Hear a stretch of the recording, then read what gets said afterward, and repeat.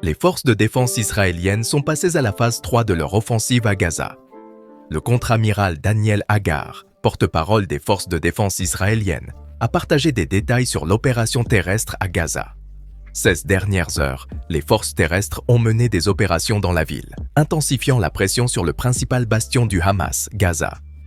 Au cours des frappes aériennes et des opérations, les forces de défense israéliennes ont éliminé plusieurs commandants du Hamas sur le terrain, réduisant ainsi considérablement leur capacité à contre-attaquer.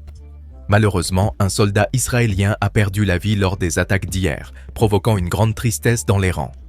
En réponse, les soldats ont mené pendant la nuit de lourdes attaques dans le nord de la bande de Gaza. 6 attaques ont infligé de graves dommages aux infrastructures du Hamas, tant en surface qu'en sous-sol. Les commandants du Hamas, abrités dans des tunnels, auraient été touchés. L'ampleur des attaques a eu un impact majeur sur les infrastructures du Hamas, tant en surface qu'en sous-sol. Le Hamas a qualifié ces attaques de bombardements intensifs, faisant plus de 200 morts. Cependant, les chiffres du ministère de la Santé du groupe Hamas n'ont pas été vérifiés et ne font aucune distinction entre civils et combattants. Les forces de défense israéliennes ont déclaré avoir éliminé plus d'une douzaine de dirigeants du Hamas, y compris des commandants de bataillons et de brigades, depuis le début du conflit. Cette perte a perturbé les opérations du groupe terroriste. En outre, ils ont souligné la capture d'un bastion du Hamas, comprenant des postes d'observation, des zones d'entraînement et des tunnels souterrains. Lors de la prise de la zone, un grand nombre de membres du Hamas et de commandants sur le terrain auraient été tués dans d'autres affrontements. 6 victimes ont considérablement fragilisé la structure décisionnelle du Hamas. Les attaques israéliennes ont laissé les rues de Gaza en ruine, alors que les soldats recherchent les complexes des militants. La dureté de la guerre s'est intensifiée au point que les habitants de Gaza ont le sentiment de vivre un enfer. Le bilan des morts à Gaza au cours du dernier mois dépasse celui enregistré en 20 mois de guerre russo-ukrainienne, avec plus de 12 000 vies perdues. En parallèle, l'armée a révélé que ses avions de combat ont frappé au cours de la dernière journée plus de 50 cibles du Hamas dans la bande de Gaza, notamment des tunnels, des bases militaires, des postes d'observation et des sites de missiles anti-chars. Une frappe aérienne a tué Jamal Moussa, chef des opérations spéciales du Hamas, ainsi que le commandant du bataillon aérien Al-Bala du Hamas et d'autres dirigeants de la brigade des camps centraux, qui étaient impliqués dans l'envoi de terroristes des forces du Hamas. Israël lors de l'attaque du 7 octobre. Ces pertes ont profondément motivé les soldats israéliens. Les forces armées israéliennes ont indiqué que, outre les frappes aériennes, la marine avait mené des actions contre des cibles du Hamas, telles que des centres de commandement, en plus d'utiliser des missiles guidés anti-chars sur d'autres sites stratégiques tels que des positions de lancement et des postes de surveillance. Durant les bombardements nocturnes, une panne totale de communication a eu lieu à Gaza, ce qui constitue la 3e interruption depuis le début de l'incursion terrestre israélienne dans cette région. Cependant, hier après-midi, la communication a commencé à être progressivement rétablie dans la région. Les forces armées israéliennes prévoient que l'opération terrestre se poursuivra pendant plusieurs mois pour atteindre l'objectif de démanteler le Hamas, en cherchant à minimiser les pertes tant pour ses forces que pour les habitants de Gaza. Lors d'affrontements dans le nord de Gaza, MCH, 22 ans, membre du 9e bataillon du Four 100DC, une brigade blindée, a perdu la vie. On estime qu'environ 800 civils palestiniens se sont enfuis vers le sud de la ville de Gaza et d'autres zones du nord, suite aux demandes répétées d'évacuation d'Israël.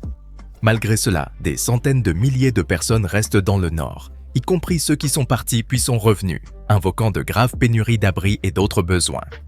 Des bombardements aériens israéliens ont été enregistrés, frappant occasionnellement des villes telles que Rafah et Khan Younis, dans le sud. 6 sites sont considérés par Israël comme des refuges pour les militants. Selon les Nations Unies, environ 1,5 million de personnes à Gaza, soit 70% de la population, ont quitté leur foyer. Beaucoup d'entre eux ont trouvé refuge dans des établissements d'enseignement ou des centres médicaux pour se protéger des frappes aériennes. Après avoir ouvert un couloir humanitaire de 4 heures pour déplacer les Palestiniens du nord vers le sud de Gaza, l'armée a publié des images montrant des habitants de Gaza se déplaçant le long de l'autoroute Saladin. Les forces armées israéliennes ont souligné qu'elles poursuivaient leurs efforts pour faciliter le transfert des personnes du nord de la bande de Gaza vers le sud.